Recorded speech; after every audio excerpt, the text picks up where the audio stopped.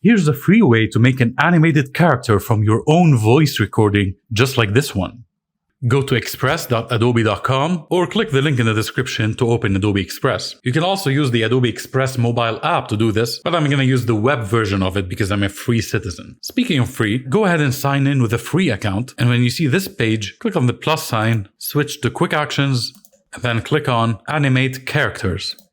And this will open this pop-up. On the left-hand side, you'll see a character with a background, which in this case is just a transparent background. You have the option to record your own voice right here in the browser, or to upload a pre-recorded audio by clicking Browse. I've already recorded my audio, so I'll just upload it and wait for it to process.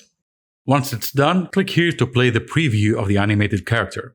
Here's a free way to make an animated character from your own voice recording, just like this one. Very nice. But let's click on the back button to explore more options. Clicking here will enable enhanced speech, which uses AI to clean up your audio. On the right hand side, however, under the character tab, you'll see a wide range of characters that are available to you. And they're also categorized. If you open this drop-down menu, you can choose the category you want.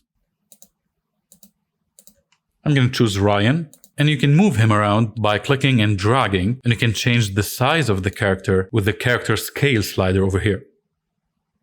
Now let's switch to the background tab, and here you can upload your own image as a background, set a custom color, make it transparent if you want to edit it later using the Adobe Express editor, or choose one of the backgrounds from the list.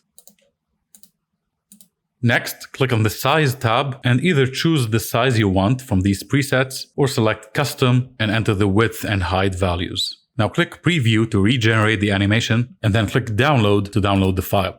Here's the final video. Here's a free way to make an animated character from your own voice recording, just like this one.